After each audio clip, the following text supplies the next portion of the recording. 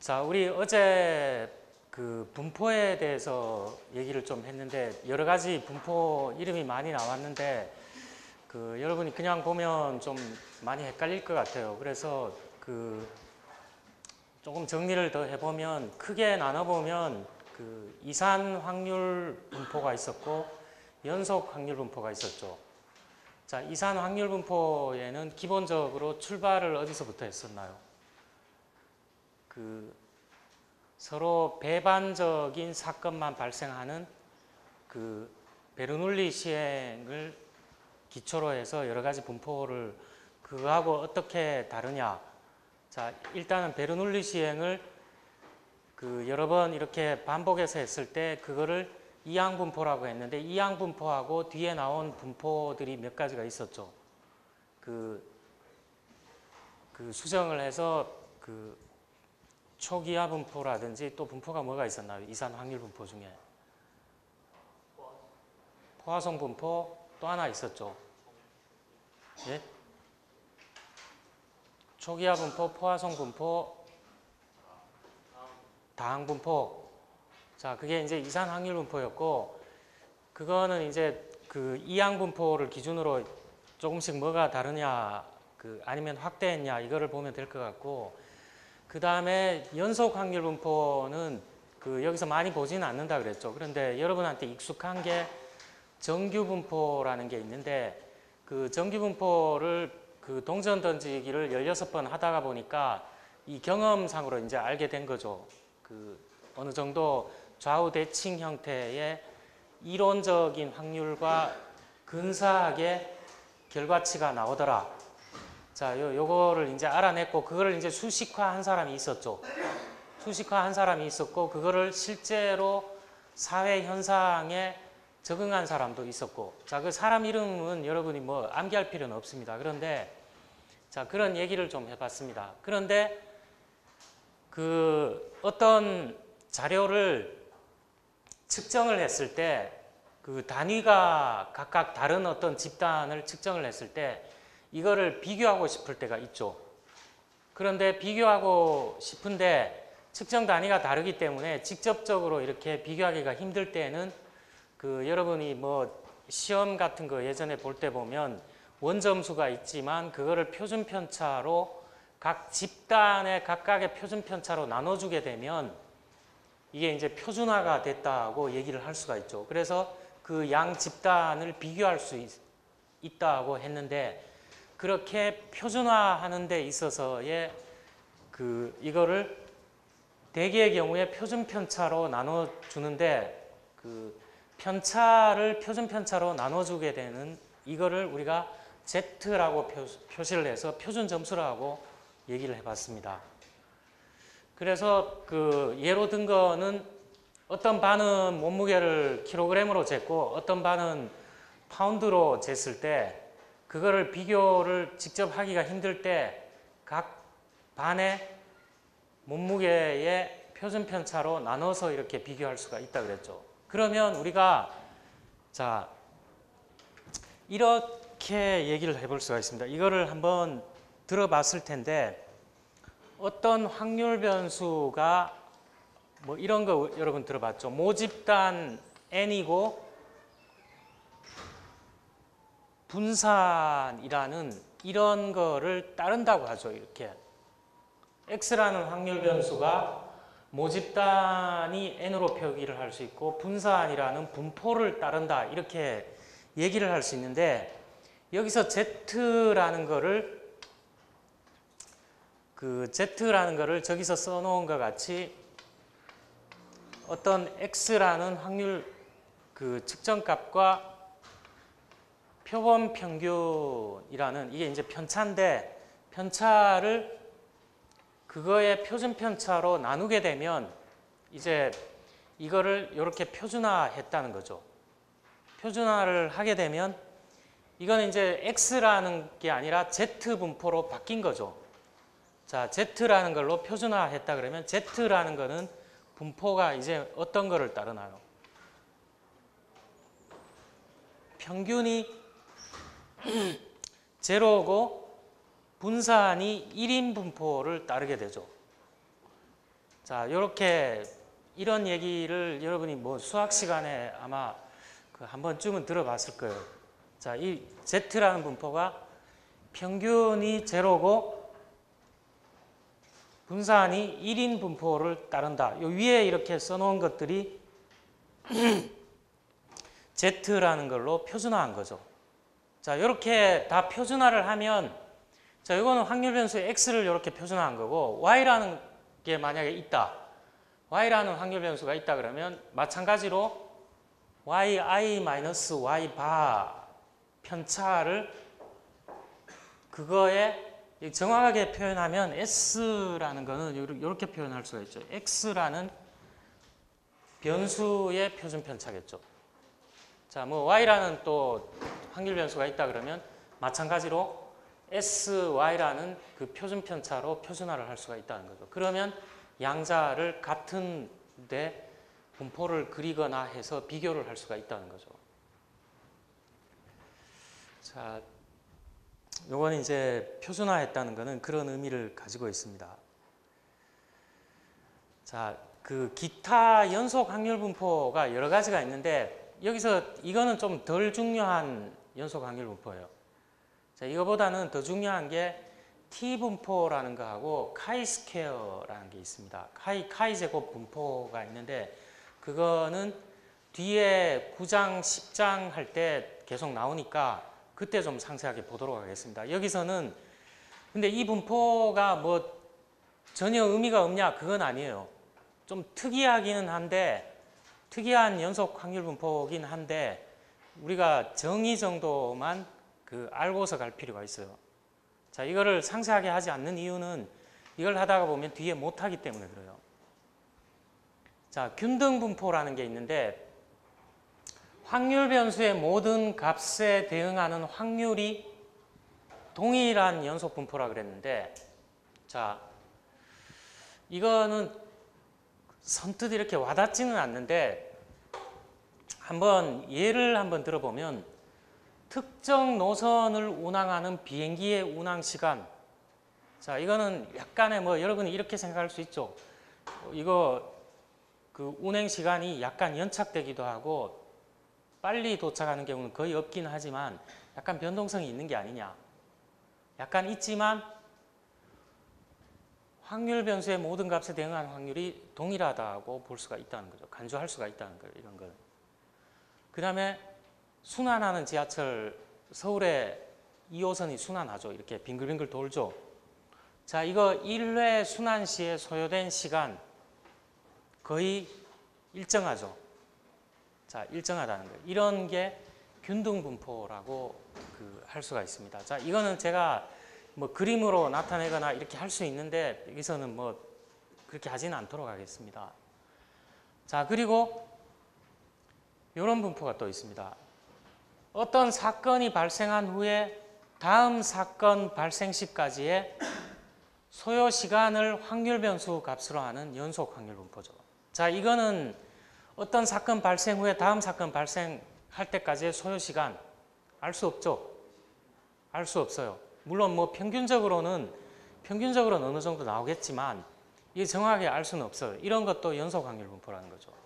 자, 구체적인 예를 하나 들면 금융기관에 고객이 방문한 후에 예를 들어 우리 학교 안에 은행에 10시 30분에 어떤 고객이 들어왔는데 그 다음 고객이 방문할 때까지 얼마나 시간이 걸렸냐.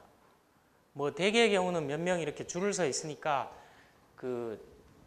이게 시간이 거의 없다고도 할 수 있지만 어떤 한적한 시간이라든가 이럴 때는 걸리는 시간이 몇 초가 되든 분이 되든 이렇게 있죠. 이런 게. 자, 이런 거는 지수 분포를 따른다고 얘기를 합니다. 자, 요런 거를 구해보면 지수 분포를 따른다고 우리가 얘기할 수 있어요. 자, 요거는 이제 연속 확률 분포의 예를 든 거니까 정의 정도만 여러분이 좀 기억을 하면 되겠습니다. 자, 우리가 이제 여기 이후 시간부터는 이런 분포는 다루지를 않습니다. 자, 그 다음에 이거는 좀 앞에서 좀 했던 거하고 그 축복되는 면이 있는데 우리 그 대칭 분포하고 비대칭 분포를 봤었죠.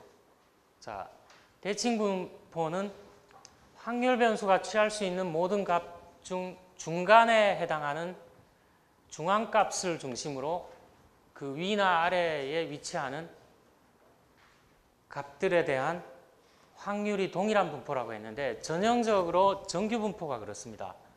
자, 정규 분포는 좌우 대칭 분포죠. 그럼 여기서 말하는 T 분포는 뭐냐? 자, T 분포는 제가 이런 얘기를 몇 번 했을 거예요. 소표본이다, 대표본이다. 뭐 이런 얘기를 했었는데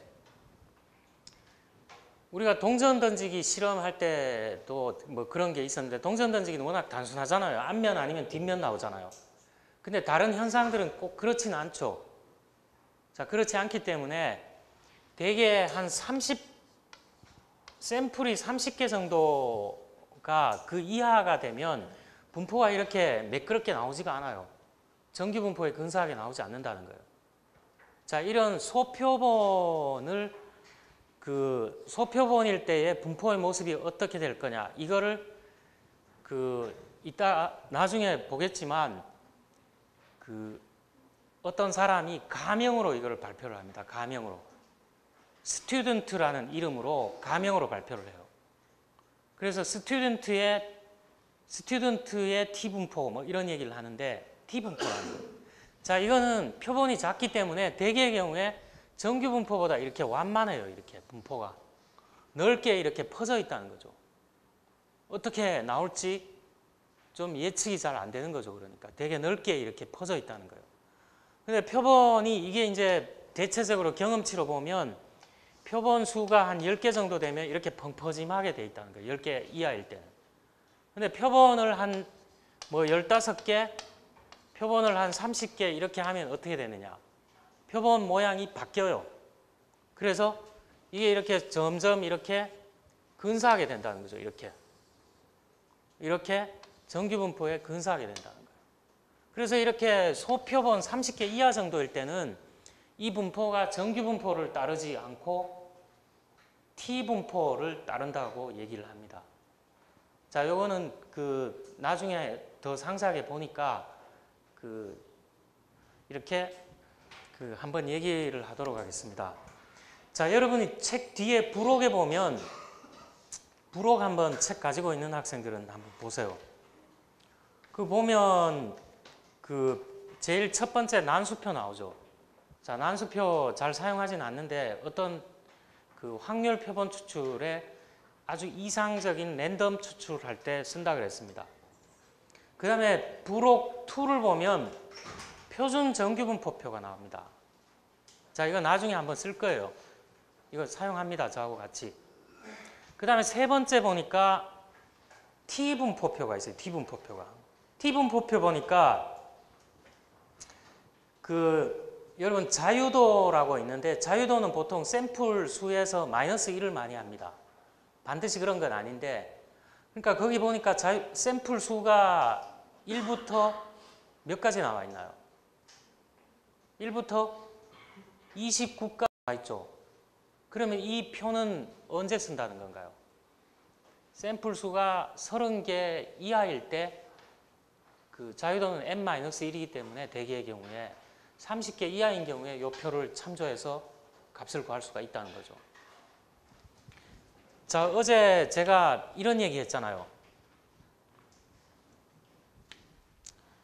여러분 가설 검정하면 여기서부터 여기까지 포함될 확률이 뭐 68%다, 95%다, 99%다 이렇게 얘기를 했잖아요. 그럼 요 꼬리에 들어갈 확률은 뭘까요? 꼬리에 들어갈 확률. 요 꼬리에 들어갈 확률은 알파라고 표현을 하는데 자, 알파는 거기 저 책을 가지고 있으면 551페이지 보면 그 꼬리에 해당하는 알파 있죠. 자, 우리가 알파를 몰라요, 이거를. 여기 그 알파라고 표현한 거는 여기 꼬리에 들어갈 확률이에요. 확률이기 때문에 여러분이 어떤 굉장히 재무적인 계산기라든가 통계 계산기, 공업 계산기가 있지 않으면 구하기가 힘들겠죠. 구하기 힘들기 때문에 이미 구해서 이 표에다 넣어놓은 거예요. 활용하라고. 자, 이 얘기를 하는 거는 T분포는 샘플 수가 30개 이하의 소표본인 경우에 이용을 해요. 자, 근데 이것도 연속 확률 분포의 한 종류라는 거예요. 자, 이 대칭 분포는 다양한 모습을 가질 수가 있어요. 이렇게 쌍봉 형태의 분포일 때도 그 대칭 분포가 되고, 우리가 주로 봤던 거는 벨 모양의 이런 걸 많이 봤죠. 자, 이거는 자, 그래서 대칭인 경우는 좌우가 이렇게 대칭이라고 할 수 있는데, 자, 비대칭 분포는 뭐냐? 이거는 우리가 봤어요. 그 앞에서 봤는데, 확률 변수가 취할 수 있는 모든 값 중 중간에 해당하는 중앙값을 중심으로 위 혹은 아래에 해당하는 그 확률 변수 값들에 대응한 확률이 동일하지 않은 분포라 그랬는데, 자, 이거 우리 이런 분포라든가 이런 분포라든가 이게 봤죠, 우리가. 이거는 왼쪽으로 기울어졌나요? 오른쪽으로 기울어졌나요? 이건. 자, 우리 말이 좀 까다롭긴 한데, 이거는 분포가 이걸 중심으로 봤을 때 오른쪽에 많다고 해서 우편중 분포라고 하죠. 요거는 이걸 중심으로 봤을 때 이쪽으로 많이 몰려 있기 때문에 좌편중 분포라고 얘기를 하죠. 자, 그렇게 얘기를 하는데, 우리가 앞에서 봤던 것 중에 편중에 그러면 정도가 어느 정도냐, 이거를 외도라는 걸로 구할 수가 있다 그랬습니다. 그래서 정규분포 곡선이 좌우로 기울어진 정도라고 했는데, 자, 이거 여러분한테 제가 나눠준 유인물이 있었죠. 유인물이 혹시 가지고 있으면 그걸 참고해서 보면 되는데, 통계에 이 사람 이름이 많이 나옵니다. 피어슨이라는 사람 이름이 많이 나오는데, 피어슨이라는 사람이 자, 우리 이런 경우에 이제 값이 보면, 자, 이게 뭔가요? 모드가 뭔가요? 모드가 뭐죠? 최빈값인가요? 자, 이런 분포는 모드가 여기 있고, 여기 뭐가 있다 그랬나요? 중앙값이 있었다 그랬나요? 중앙값. 여기 이 정도에 뭐가 있었다 그랬나요? 산술 평균, 평균이 있다 그랬죠. 자, 이 사람이 어떤 걸 발견했냐 하면, 전제 조건을 달았어요. 2개 이상의 최빈치가 발생하지 않고, 이 최빈치가 2개 이상 발생하지 않고, 최빈치가 아주 극단적인 값이 아닐 때는 이런 관계가 성립한다고 얘기를 했죠. 여기서 요거를 뺀 값이 대충 뭐하고 비슷하냐 하면 MA에서 ME를 뺀 값의 3배 정도를 하면, MA에서 ME가 뭔가요? MA에서 ME를 뺀 값의 이거의 3배를 하면 여기서부터 여기까지 값하고 비슷하다고 이렇게 얘기를 했어요. 그럼 요거는 이걸 기준으로 얘기한 걸까요? 이런 분포를 가정하고 얘기한 걸까요? 자, 뭐 가정은 어쨌든 간에, 자, 그래서 이 사람이 구체적으로 측정할 수 있는 방법을 뭐를 제시했냐 하면, 자, 요거 말고 요런 얘기도 했어요. 요거는 뭐 참고로 한번 보세요. 이걸 외울 필요는 없고, 자,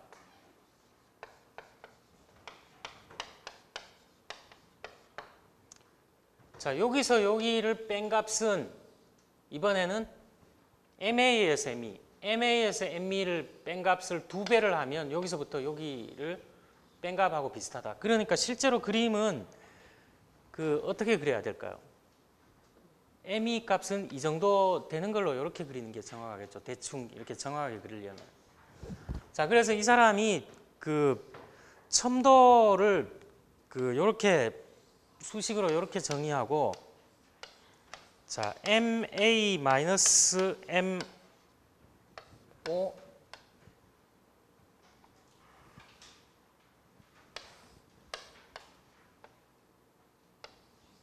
자, 이렇게 정의를 했습니다.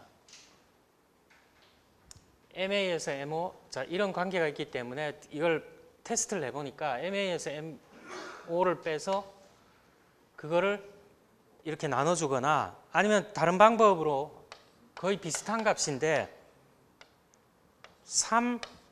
3MA-ME 이거를 다시 이렇게 나눠준 거죠. 왜 그런가요? 얘하고 얘하고 비슷하잖아요, 값이. 분자가 여기 그대로 있죠, 여기. 분자에 해당하는 게. 이거를 표준 편차로 나눠주게 되면 이 값이 플러스로 나오거나 마이너스로 나오거나 제로로 나오겠죠. 자, 이 값이 제로로 나오면 뭘까요? 제로로 나오면. 이 값이 제로로 나오면 무슨 분포일까요? 제로로 나오면 정규 분포라는 거죠. 근데 이 값이 플러스로 나오면 어떻게 될까요?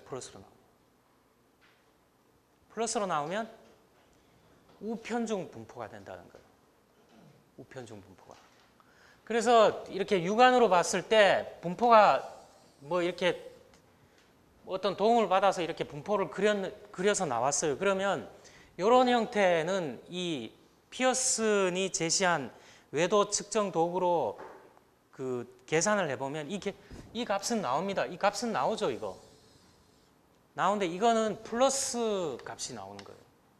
그리고 이렇게 좌쪽으로 많이 편중되어 있는 분포를 구하면 이 외도 값은 마이너스 값이 나온다는 거예요. 자, 그 프린트물에 있으니까 뭐 프린트물 굳이 안 봐도 이렇게 이해를 하면 되겠습니다. 자, 첨도는 쉽죠, 첨도는 예를 들어, 자, 여러분한테 정률을 얘기를 안 했기 때문에 뭐 정률을 어떻게 한다 그건 참고로 한번 보세요. 자, 정규 분포가 이렇다 그러면 첨도를 구하면 뭐 이렇게 뾰족한 거일 수도 있고 지금 구한 이렇게 완만한 거일 수도 있죠. 자, 이거 뾰족하게 되면 이게 플러스로 나올까요? 마이너스로 나올까요? 뾰족한 경우는 플러스 값이 나와요. 정규 분포보다 뾰족하다 그러면. 정규 분포보다 완만하다 그러면 마이너스 값이 나와요. 이런 것들은 첨도를 구해보면 마이너스가 나온다는 거죠. 그래서 여러분 책에 있는 그 샘플이 이쪽으로 오른쪽으로 많이 편향돼 있죠. 이런 거는 외도 값을 구해보면 플러스가 나오고 이 왼쪽으로 샘플들이 많이 편중되어 있는 거는 외도 값을 구하면 마이너스가 나온다는 거예요. 정규 분포 대비해서 이쪽으로 많이 편중되어 있기 때문에. 그래서 이거를 이제 피어슨이라는 사람이 발견을 해서 이제 이런 관계가 있다. 그리고 구체적으로 계산을 하려면 요 값을 계산해 보면 된다. 요거하고 이런 관계가 있기 때문에 요걸로 계산해도 되고 요걸로 계산해도 되겠죠. 거의 비슷한 값이 나온다. 똑같은 값은 아니지만 거의 비슷하게 나온다는 거예요.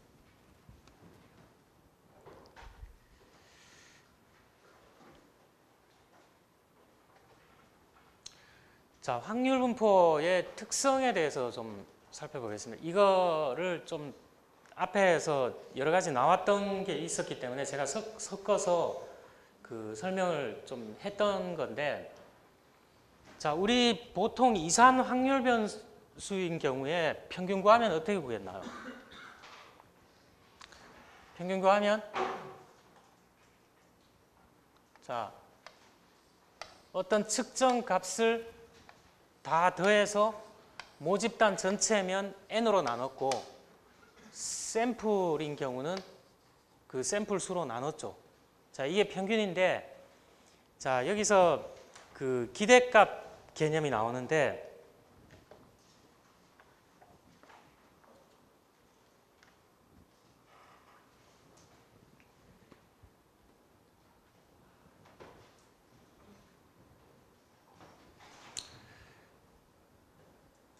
자, 이거는 연속 확률 변수인 경우는 저렇게 이산 확률 변수인 경우처럼 평균값을 구할 수가 없죠.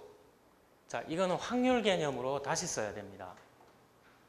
자, x가 어떤 취한 값이 확률적으로 몇 번 나올 거냐.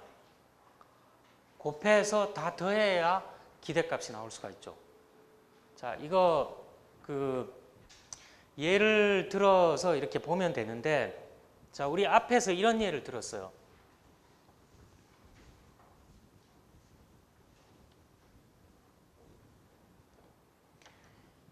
동전 던지기를 3회 시행했는데, 자, 이게 다 앞면이 나오는 경우도 있고 전부 뒷면이 나오는 경우가 있죠. 그래서 어찌 됐든 간에 전부 다 뒷면이 나오면 어떻게 했나요? 5만 원을 내가 주는 게임을 하고 그 앞면이 한 번 이상 나오게 되면 어떤 식으로든 나오게 되면 여기서는 어떻게 했나요? 1만 원을 내가 받기로 했죠. 그러면 동전 던지기를 3회 했기 때문에 이 확률이 어떻게 되나요? 이거 1만 원을 받을 확률이 어떻게 되죠? 8분의 7이죠. 근데 전부 다 뒷면이 나오는 경우는 어떤가요? 확률이 8분의 1이죠. 자, 그러면 여러분 이런 거 많이 해봤잖아요. 내가 그럼 이 게임에서 기대할 수 있는 금액, 평균이죠, 평균. 기대값이 얼마가 되느냐. 이거 어떻게 구하나요?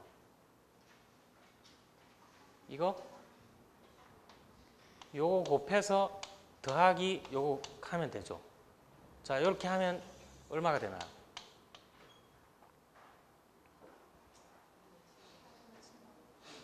8번 7만 원 계산하기 힘든데 그 답이 나와 있으니까 더하면 2,500원 나오죠. 2,500원. 자, 이 말이 무슨 말인가요? 지금 이 2,500원이 여기서 실제 그 사건이 발생할 수 있나요? 2,500원이. 발생할 수 없죠. 이거는 평균이죠, 평균. 평균적으로 내가 이 게임에 응하게 되면 평균적으로 2,500원 정도를 기대할 수 있다는 거죠. 자, 이런 경우는 여기 기대값 이 평균으로 나온 게 여기 사건에 일어나지는 않죠. 자, 이런 경우도 있다는 거예요. 그래서 요거를 수식으로 나타낸 게 이거죠. 그래서 그 px를 확률 변수 x의 확률 분포라고 했는데, 자, 이거는 그 pxi라는 거는 이 확률 변수 x가 취할 수 있는 값이 발생하는 확률이라고 볼 수 있죠. 확률. 자, 우리가 여기서 예를 들었던 게임은 그 x가 1이 나올 수도, 0이 나올 수도 있고, 1이 나올 수도 있고, 2가 나올 수도 있고, 3이 나올 수도 있죠. 동전을 던졌는데 앞면이 한 번도 안 나오는 경우 있고, 그럴 때는 1이죠. 0이죠, 0. 0이 그럴 가능성이 확률이 뭔가요? 8분의 1이었죠. 근데 1인 경우, 2인 경우, 3인 경우 이제 이 게임에서는 1만 원을 이제 내가 받는 경우를 생각했기 때문에 그런데 경우의 수가 다 있죠. 확률이. 자, 그거를 다 더하면 된다는 거죠. 우리가 한번 예를 들었던 거는 기대값이 2,500원이 나왔습니다.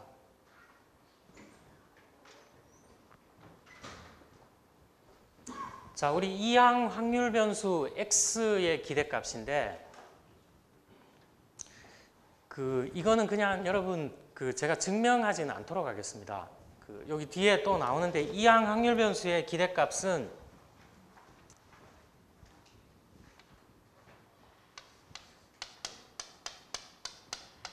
np라고 할 수 있는데 이 p는 뭔가요? 이항 확률 변수는 두 가지 서로 배반적인 사건만 발생하죠. 이 p는 뭘까요? 뭐 앞면이 나올 확률을 p로 잡을 수도 있고 만약에 뒷면이 나올 확률을 p로 잡을 수도 있죠. 자, 그 시행 횟수 곱하기 P 하면 평균 기대값이 된다는 거예요. 자, 요거는 조금 전에 예를 든 거를 제가 설명을 했는데, 자, 동전을 3에 던져서 한 번이라도 앞면이 나오면 내가 10,000원을 받고 전부 다 뒷면이 나오면 50,000원을 주는 게임을 Z라는 확률 변수로 나타냈죠. 자, 이 Z라는 확률 변수의 기대값을 구해봤더니만 2,500원이 나왔어요. 자,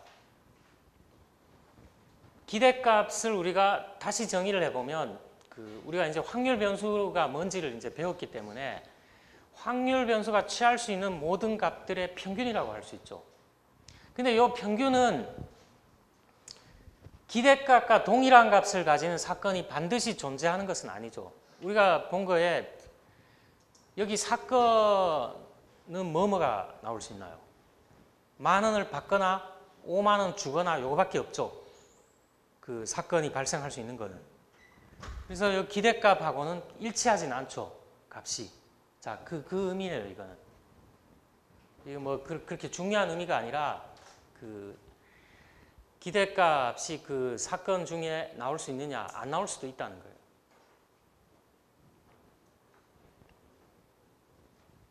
자, 이것도 한번 그 얘기를 했습니다. 어떤 확률 변수에 상수가 붙은 거를 기대값을 구하면 그 상수가 앞으로 나올 수 있다 그랬죠. 그리고 상수의 기대값은 뭔가요? 어떤 숫자이기 때문에 그 바로 그 수죠. 자, 뭐 이거 두 개를 같이 써놔서 그러는데 어떤 상수의 기대값은 그냥 그 수죠. 그 다음에 이 AX는 이렇게 쓸 수 있다 그랬습니다. 자, 뭐 그거를 얘기한 거고, 자, 최빈값, 중앙값은 여러분이 알고 있으니까 다시 뭐 이걸 보면 될 것 같고, 자, 제가 한번 이런 예를 든 적이 있는데, 자, 이럴 때 평균하고 중앙값 중에 뭐가 의미가 있느냐, 이걸 이제 예를 든 건데, 시가 1억 원 주택 8채와 시가 100억 원 주택 1채, 총 9채로 구성된 주택의 표본이 있다고 해보죠. 평균 구하면 어떻게 되나요? 평균은 8억 더하기 108억 나누기 9 하면 되죠. 그렇게 구하면 12억이라는 게 나와요. 근데 이 12억이 이 표본을 잘 설명해 주나요? 이 평균이. 설명을 못 해주죠. 차라리 이럴 때는 중앙값이 더 의미가 있다는 거죠. 자, 이거는 뭐 극단적인 예인데 참고로 하면 되겠습니다.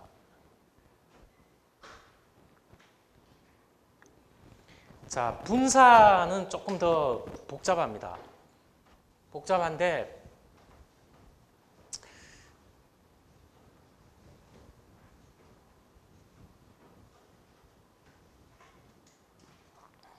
자, 우리 어떤 변수의 분산을 이렇게 보통 씁니다. 베리언스죠, 베리언스. 영어로 베리언스가 분산인데 x라는 변수의 분산 이렇게 씁니다. 아니면 시그마 제곱이라고 이렇게 쓰죠. 그런데 어떤 변수의 분산이라고 해서 그 변수를 보통 밑에 첨자 형태로 이렇게 쓰는 경우가 많죠. 자, 이게 일반적으로 수식을 쓸 때 이렇게 쓴다는 거예요. 여러 사람들이 수식을 이렇게 교환해서 이렇게 쓸 때는 뭔가 좀 표준적으로 이렇게 써야 되잖아요. 뭐 영국 사람이 이 분산을 얘기하는 거랑 한국 사람이 분산을 얘기하는 거랑 동일하죠, 그거. 그래서 이렇게 정의를 이렇게 보통 이렇게 쓴다는 거예요. 그리고 표본에서 구한 분산은 뭐 x라는 변수에서 구했다 그러면 이렇게 쓰겠죠. 자, 자, 이거는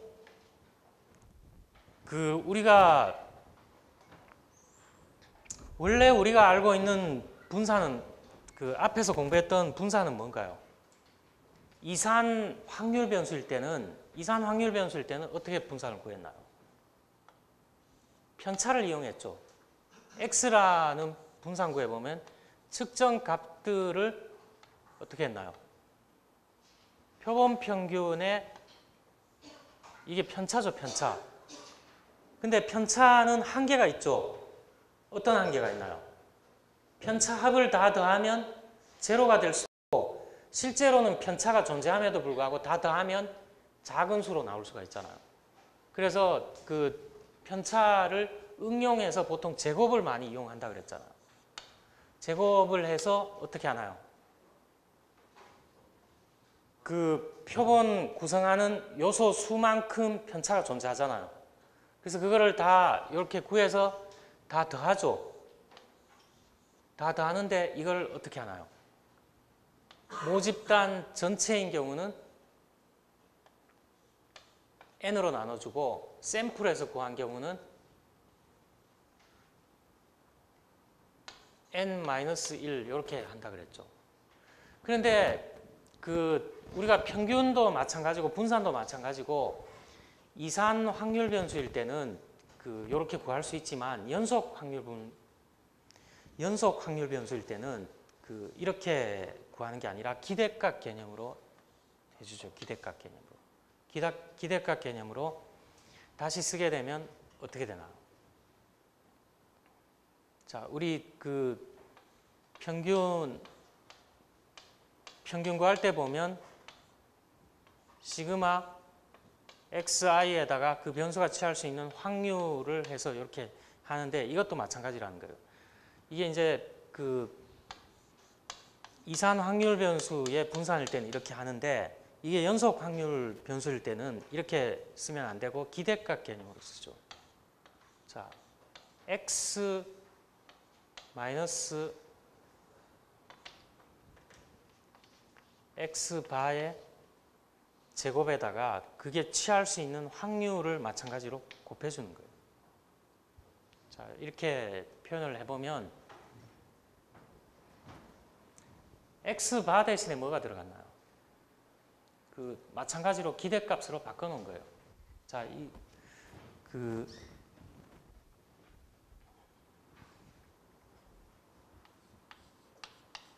이 x는 모집단 전체에서 구한 거는 우리가 모평균 이렇게 표현한다 그랬죠.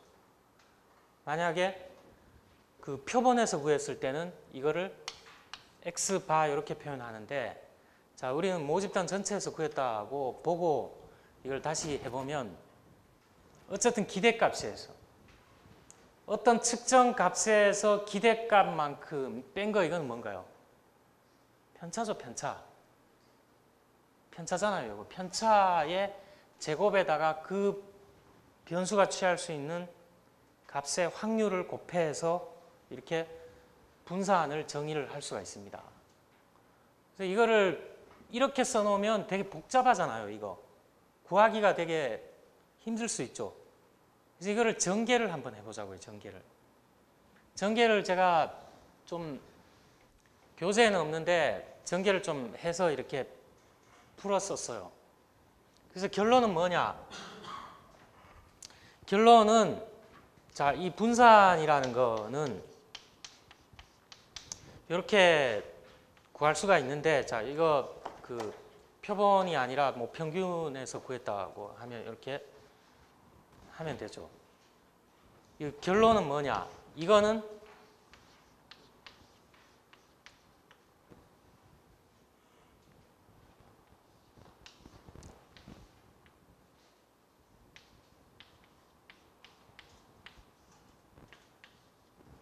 결론이 이거예요. 결론이 어떤 변수의 제곱의 기대값에서 그 변수의 기대값의 제곱을 뺀 거하고 똑같다는 거예요. 자, 이게 이제 그 좀 더 다르게 이렇게 표현한 거죠. 자, 여러분 이 도출하는 거를 제가 이렇게 해놨으니까 이걸 따라서 한번 해보세요. 해보고 여러분이 알아야 되는 거는 분산이 연속 확률 변수인 경우는 이렇게 그 확률 개념으로 이렇게 써야 되고, 이거를 다시 표현하면 그 그 변수의 제곱의 기대값에서 그 변수 기대값의 제곱을 뺀 거하고 똑같구나. 자, 요거는 알아야 되겠죠. 요거를 알면 되겠습니다. 자, 표준 편차는 제곱근 붙이면 되는 거고. 자, 이항 확률 변수의 분사함만 하나 알고 가겠습니다. 이거는 MPQ라고 할 수 있습니다. Q는 뭐냐? 자, 우리 이항 확률 변수의 기대값을 구하면 EX는 MP라 그랬죠. 자, 이항 확률 변수의 분산을 구해보면 요거는 MP, 뭐 다른 책에서는 Q라 그러는데 Q는 뭘까요? 1-P하고 똑같겠죠. 이거하고 반대된다고 해서 이렇게 다르게 표현했는데 이거 이렇게 표현하지 말고 MP 1-P가 되겠죠. 자, 이게 이제 분산이에요. 자, 이거는 뭐 간단하니까 그냥 알고 있으면 이항 확률 변수의 평균이나 분산은 이렇게 구한다. 이걸 좀 알고 있으면 좋겠죠. 자, 지금까지 얘기한 분포들 보면 평균이나 분산을 어떤 식으로든 구할 수가 있겠죠. 자, 그거는 뭐 범위를 넘어가는 것 같아서 생략하도록 하겠습니다. 자, 요거는 뭐냐? 되게 복잡한 것 같은데 이 예제, 우리가 앞에서 예제 든 거가 뭐가 있었느냐 하면 X, Y, Z 들었었죠, 우리가. 기억을 잠깐 더듬어서 보면 동전 던지기를 3번 했을 때 확률이 어떻게 나올 거냐. 자, 앞면이 한 번도 안 나오는 경우, 앞면이 한 번 나오는 경우와 앞면이 2번 나오는 경우, 앞면이 전부 다 나오는 거, 3번 다 나오는 경우 있었죠. 자, 그거를 이제 X라는 확률 변수로 정의했을 때 이거의 기대값을 구해보면 어떻게 될 거냐는 거죠. 그래서 앞면이 한 번도 안 나오는 경우는 어땠나요? 확률이 8분의 1이었죠. 3번 다 앞면 나오는 경우는 8분의 1이었고 그 다음에 한 번이나 2번 앞면이 나오는 경우는 각각 8분의 3과 8분의 3 확률을 가지고 있었죠. 그래서 그거를 한번 예를 들어서 한번 구해보면 그런 어떤 시행에 있어서의 기대값은 어떻게 되느냐.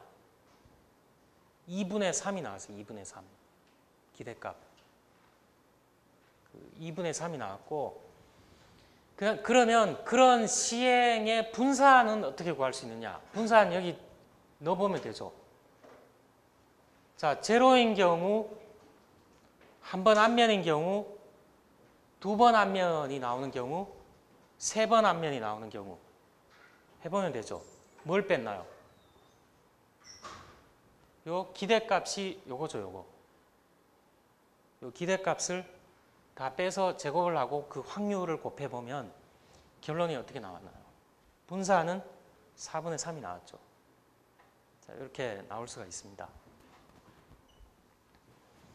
자, 여기서 우리가 알아야 되는 거는 여러분 연습 문제 제가 6장까지만 풀려고 그랬는데 7장은 안 풀어봤죠.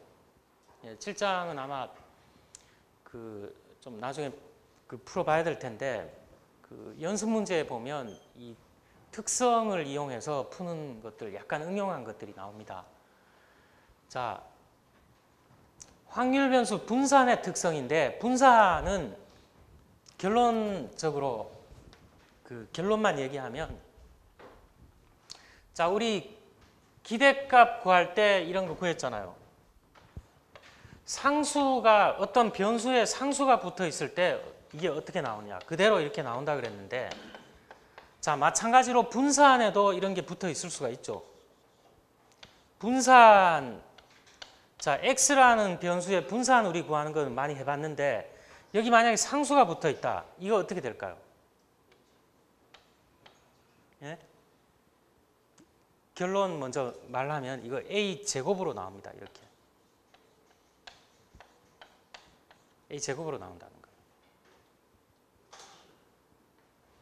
그러면 어떤 상수의 분산은 뭐가 될까요? 어떤 상수의 분산은? 예? 그건 상수라는 건 일정한 수잖아요. 변동성이 없죠. 그러니까 이거는 제로가 나오죠. 제로가. 자, 이런 특성이 있습니다. 자, 그런 특성을 이용해서 옆에 써놨는데 이 증명을 한 거예요. 증명을. 뭐 거창한 증명은 아니지만 그 증명을 한 거예요. 간단하게. 어떤 상수의 분산 구해보면 정의에 의해서 어떤가요? 편차를 해야 되죠. 편차. 편차의 제곱의 기대값이잖아요. 자, 자기 자신이잖아요. 평균이. 평균이 자기 자신이기 때문에 A-A의 제곱하면 제로가 나온다는 거예요. 자, 요거 상수가 붙어있는 어떤 변수의 분산. 자, AX-AEX의 제곱이라는 거죠. 기대값으로 하면. 자, 여기 뒤에 확률을 넣어놓진 않았는데 이걸 이제 이산 확률 변수라고 생각을 하고 이렇게 구해보면 그 확률 안 붙이고 이렇게 구할 수가 있다는 거예요. 자, 그러면 요거를 요런 게 나온다는 거죠. 상수의 제곱을 뺄 수가 있다는 거죠. 앞으로. 자, 이렇게 빼냈습니다.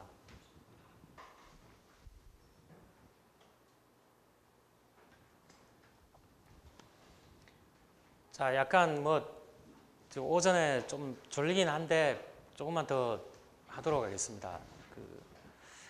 마지막으로 이제 결합 확률 분포가 있는데 결합 확률 분포 나는 처음 들어봤다. 결합 확률 분포 처음 들어봤어요? 수학 시간에 나왔던 것 같은데. 자, 그러면 좋습니다. 이거 간단하니까. 자, 우리가 이런 걸 한번 생각해 보죠. 통계학은 대개의 경우에 이제 앞으로 여러분이 이렇게 하다가 보면 여러분 가설 검증할 때 가설 세운 거 한번 생각해 보세요. 가설 세운 거 보면 변수와 변수 간의 관계로 가설을 세웠나요? 아니면 한 개의 변수를 가지고 가설을 세웠나요?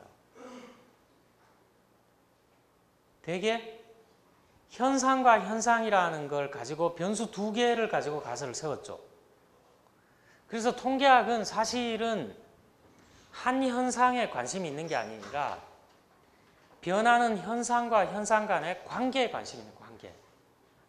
관계에 관심이 있기 때문에 이런 결합 확률 분포 개념을 조금은 알고 있어야 된다는 거죠. 물론 몰라도 됩니다. 몰라도 나중에 분석할 수는 있어요. 근데 그 개념의 기초가 어디에 있느냐, 뿌리를 찾아가 보면 이런 게 있다는 거죠. 자, 광고 모델을 유명인을 광고 모델로 세우면 광고 효과가 있을 것이다. 자, 광고 모델 누구 세우느냐? 이거 확률 변수라고 할 수 있죠. 광고 효과 어떤가요? 측정해보면 변하는 현상이죠. 광고 효과라는 게.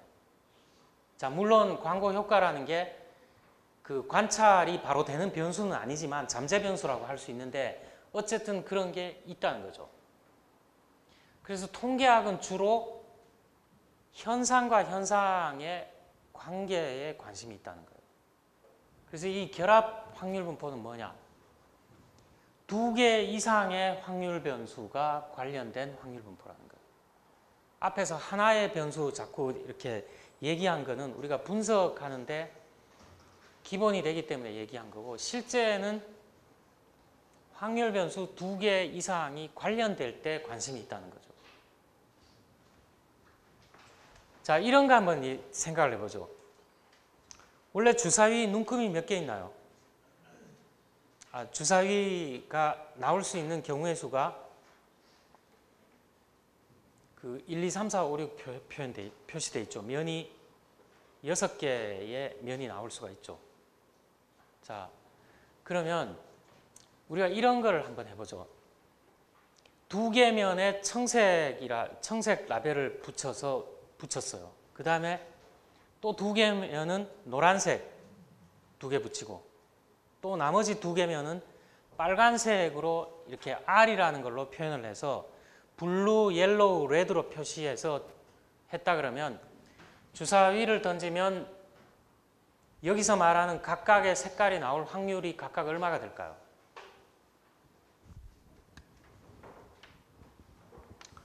자, 블루, 옐로우, 레드 이렇게 두 개면씩 이렇게 붙였는데 주사위를 던지면 이게 나올 확률이 얼마가 될까요? 3분의 1이겠죠. 노란색 나올 확률 3분의 1이겠죠. 자, 레드 나올 확률 3분의 1이겠죠.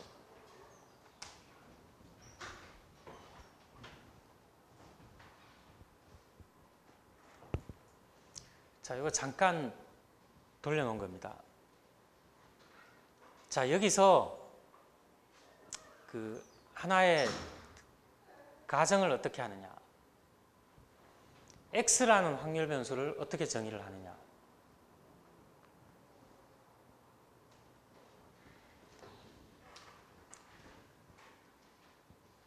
이거를 좀 교재에 나온 대로 좀 얘기하는 게 낫겠네요.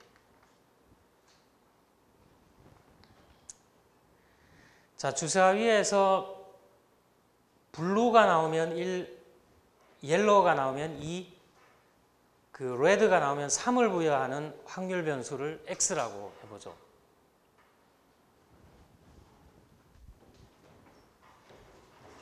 자, 앞에 그 두 번 다 블루가 나오는 경우 있죠.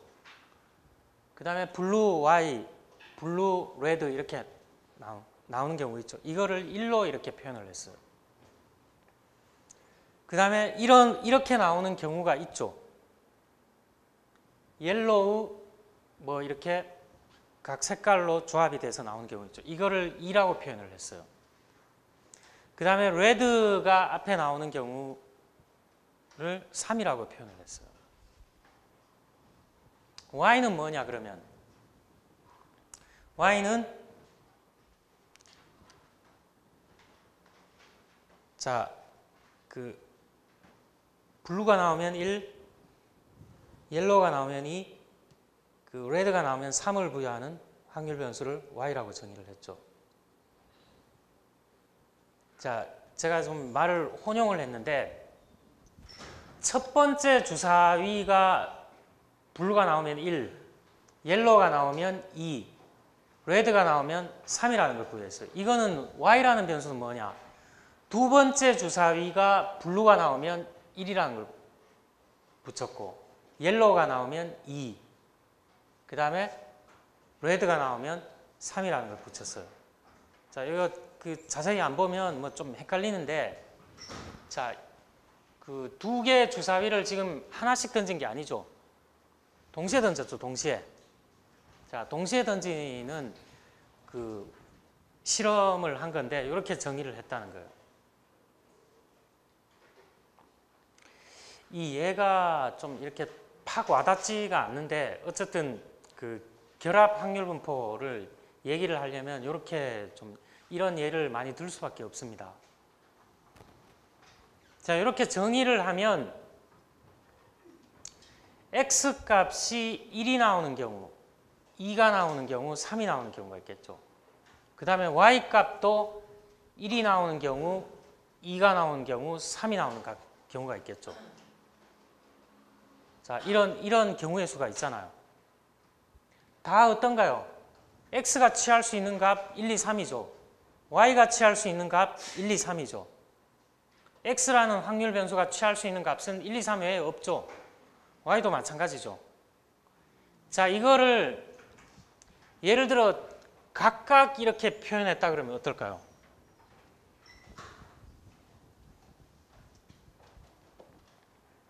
자, X가 취할 수 있는 값 1, 2, 3. 그 다음에 확률. 예를 들어 3분의 1씩이다. 이렇게 해서 표로 이렇게 그려놨다.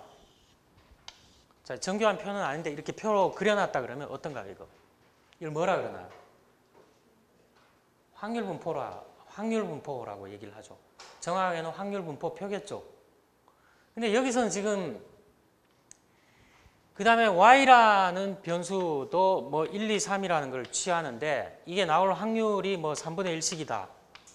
이렇게만 했다 그러면 이거는 y의 확률분포죠. 근데 우리가 표를 이렇게 따로따로 그리지 말고 동시에 그릴 수가 있겠죠. 그리고 이거는 전제가 뭔가요? 주사위 두 개를 동시에 던진 거잖아.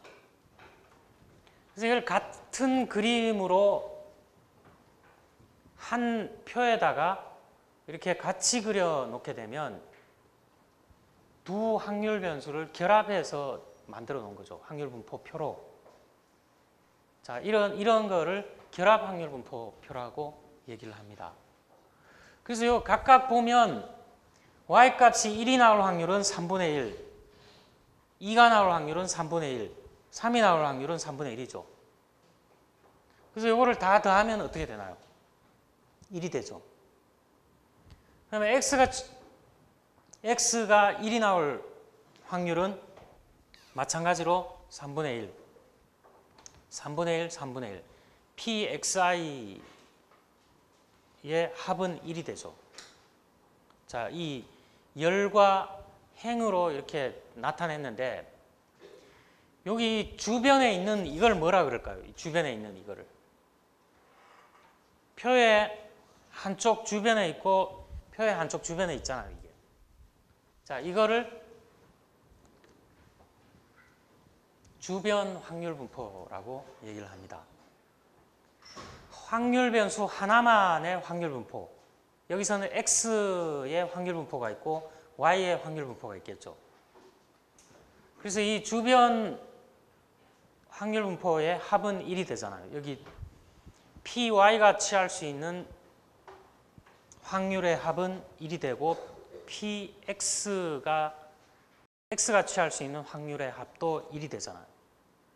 이 각각은 주변 확률 분포라고 얘기를 한다는 거죠.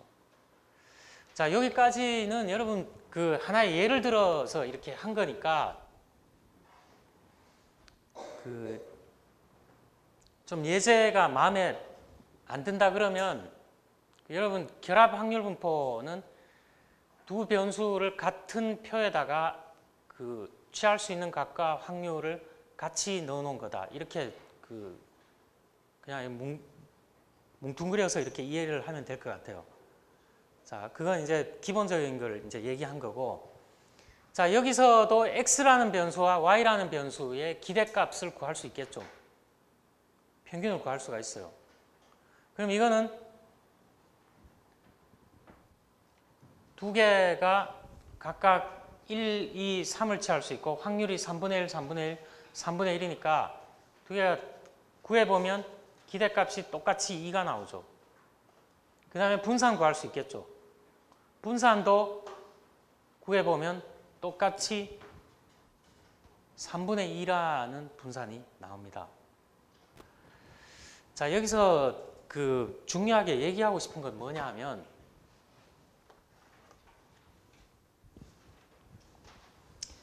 우리 6장의 자료를 요약하는 것과 관련해서 평균 개념, 기대값 개념 얘기하고 그 다음에 하나 또 얘기했던 게 뭐가 있나요? 산포도 얘기했죠. 산포도. 그 산포도 중에 대표적인 게 분산하고 표준편차 얘기했잖아요. 그래서 원래는 이산 확률 분포냐, 이산 확률 변수냐, 연속 확률 변수냐에 따라서 기대값이라든가 분산이라든가 이게 좀 다르게 이렇게 표현이 됐죠. 다르게 표현됐는데 우리 그 앞에서 공부한 것 중에 공분산 있었죠. 공분산. 자, 사회 현상이 따로 하나의 현상이 변하느냐 변하지 않느냐 이거에 관심이 있는 게 아니라 어떤 현상이 변할 때 저 다른 현상과 어떤 관계가 있을 거냐 이런 게 이제 통계학이 관심을 두기 때문에 이 공분산 개념이 중요하다 그랬죠. 그래서 우리 앞에서 그 이산 확률 변수를 가정하고 공분산을 어떻게 구했나요? 편차 두 개를 이번에 이용하죠.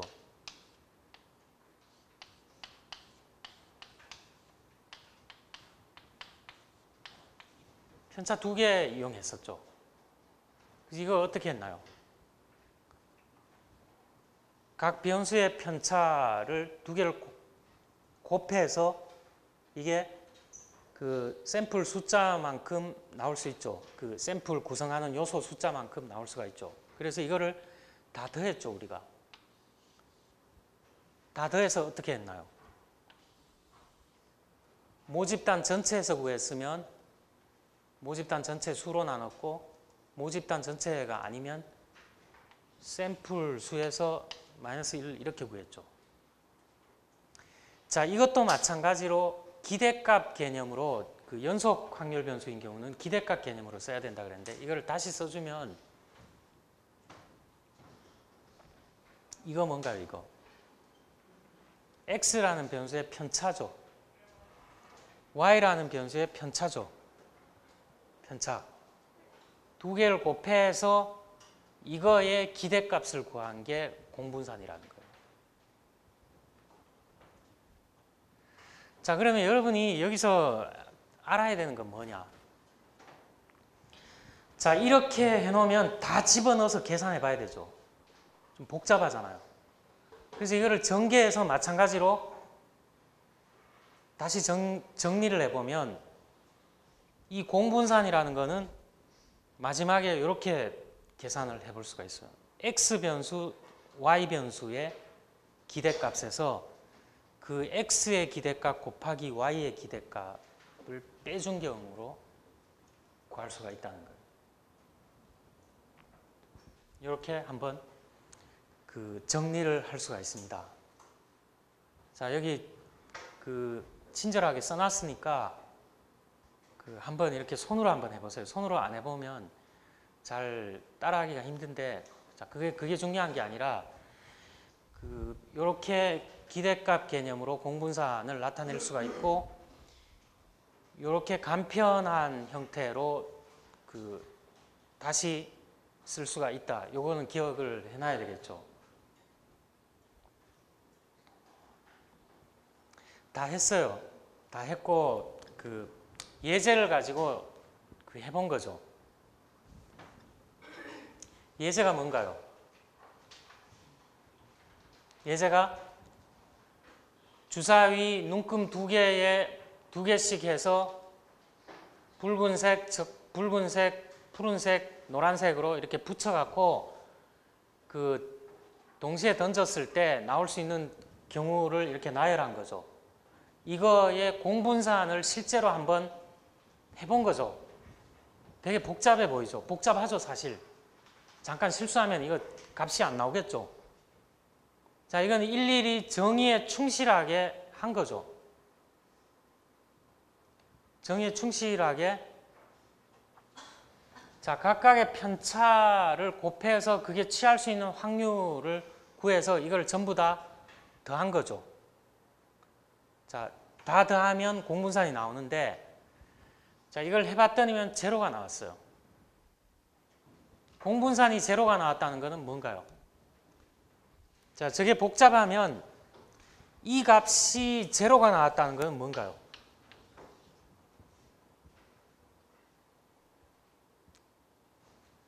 이 값이 취할 수 있는 것은 플러스 값이거나 마이너스 값이거나 제로가 될 수 있겠죠.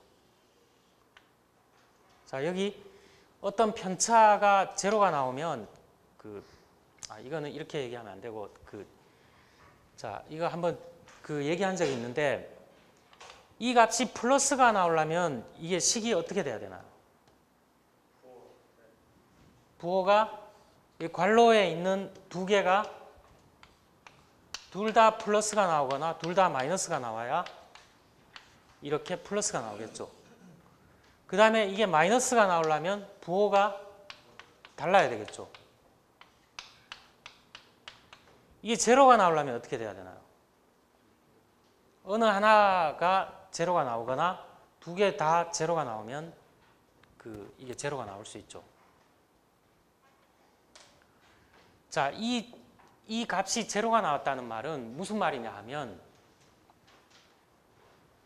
확률 변수 x와 y는 상호 독립이라는 의미를 가집니다. 상호 독립이라는 거. 가만히 한번 보세요. x라는 변수, y라는 변수를 정의를 어떻게 했나요?